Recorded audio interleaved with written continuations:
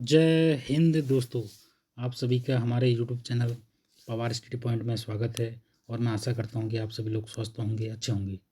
तो दोस्तों, आज हमने जीके की एक बहुत ही महत्वपूर्ण प्रश्नों की श्रृंखला तैयार की है जो आगामी एग्जाम की दृष्टि से बहुत ही महत्वपूर्ण है। ये प्रश्न बार बार आपके एग्जाम में पूछे जाते हैं। तो चलिए हम इन प्रश्नों को देखते हैं। तो पहला प्रश्न हमारे सामने है, पर्वतों का पालना किसे कहा जाता है?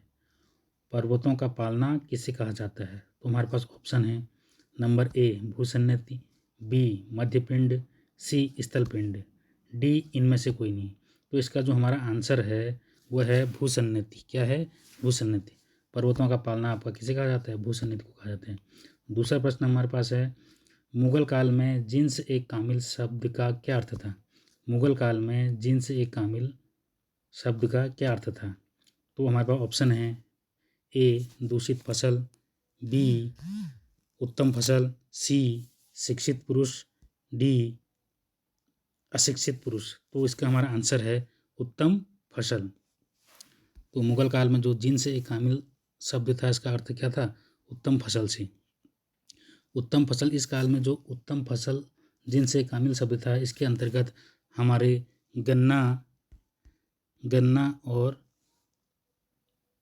कपास की फसल को जिनसे कामिल फसल में शामिल किया गया।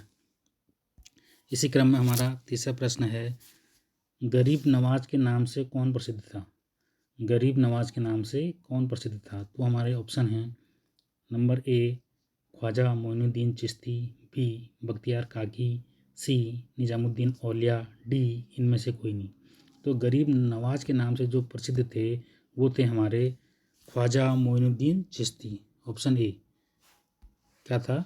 ख्वाजा मोइनुद्दीन चिश्ती गरीब नवाज के नाम से ये क्या थे? प्रसिद्ध थे। इनका जो जन्म हुआ था, इनका जन्म सिस्तान, कहाँ हुआ था? सिस्तान एक जगह है, सिस्तान फारस में पड़ती है। कहाँ पड़ता है? फारस में। सिस्तान एक जगह है जो फारस में पड़ता है। और इनकी मृत्यु जो हुई थी वो अजमेर राजस्थान में हुई थी। अजमेर राजस्थान में हुई थी इनकी मृत्यु, अजमेर राजस्थान में हुई थी। इनके कुछ प्रमुख शिष्य थे, उनमें एक थे आपके बख्तियार काकी, कुतुबुद्दीन बख्तियार काकी, और दूसरे जो प्रमुख शिष्य थे इनके वो थे निजामुद्दीन औलिया। तो इसी क्रम में हमारा तीसरा प्रश्न है, अशोक का बृहद शिलालेख किस स्थान से मिला है? अशोक का जो बृहद शिलालेख है वो हमारा किस स्थान से प्राप्त हुआ है? तो हमारे पास ऑप्शन है, option A Sopara, B Maski, C Sarnath, D इनमें से कोई नहीं।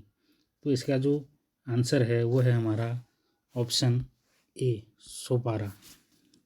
अशोक का जो बृहद शिलालेख था वो सोपारा से मिला है।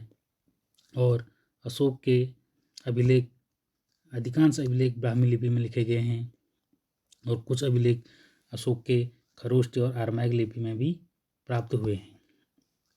अशोक के दो शिलालेख हैं जो मानसहेरा तथा शाहबाजगढ़ी शिलालेख खरोष्टी लिपि में प्राप्त हुए हैं। मानसहेरा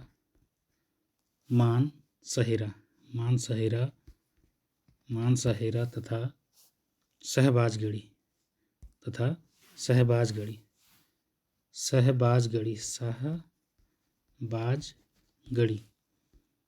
शहबाजगढ़ी जो अभिलेख हैं ये खरोष्टी लिपि में लिखे गए हैं।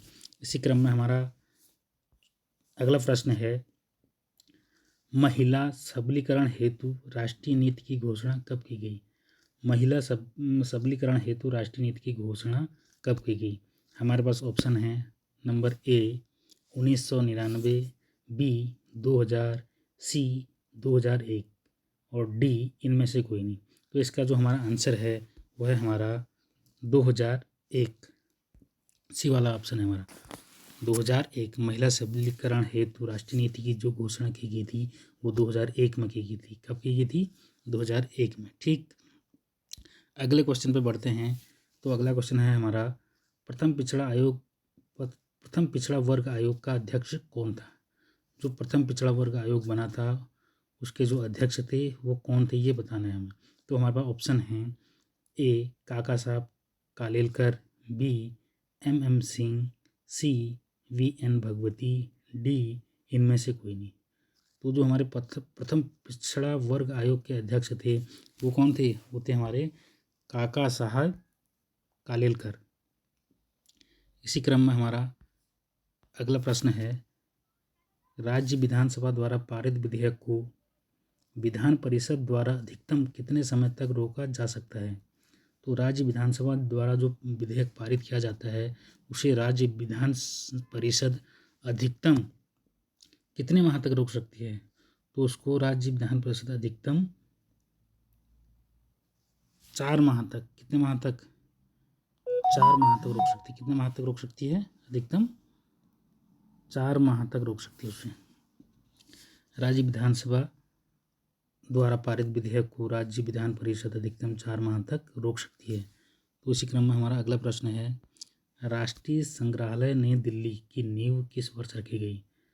जो राष्ट्रीय संग्रहालय नई दिल्ली की नींव रखी गई वो किस वर्ष रखी गई? तो हमारा ऑप्शन है ए 1951, बी 1953, सी 1955 और डी इनमें से कोई नहीं।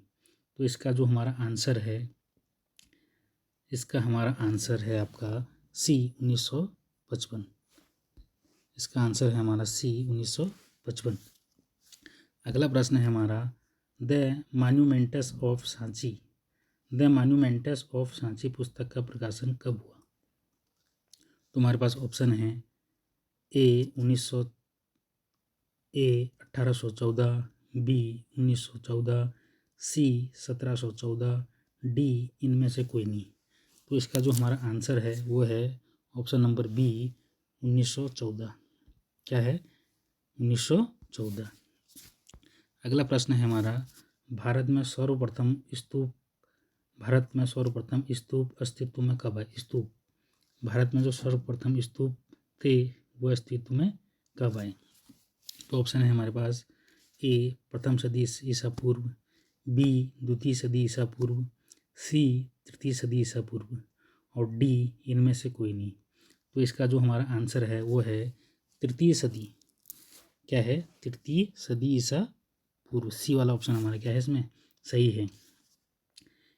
स्तूप दोस्तों, जो स्तूप है ये एक संस्कृत और पाली शब्दों से लिया गया है। स्तूप शब्द जो है आपका संस्कृत स्तूप शब्द संस्कृत और पाली शब्दों से क्या किया है? लिया गया है, जिसका अर्थ होता है ढेर। इसका अर्थ क्या होता है? ढेर। स्तूप का अर्थ होता है आपका ढेर। स्तूप का अर्थ होता है आपका ढेर। इसका आकार एक टीले के आकार का होता है। तो दोस्तों, आज हमने जीके के बहुत ही महत्वपूर्ण प्रश्नों पर चर्चा करी।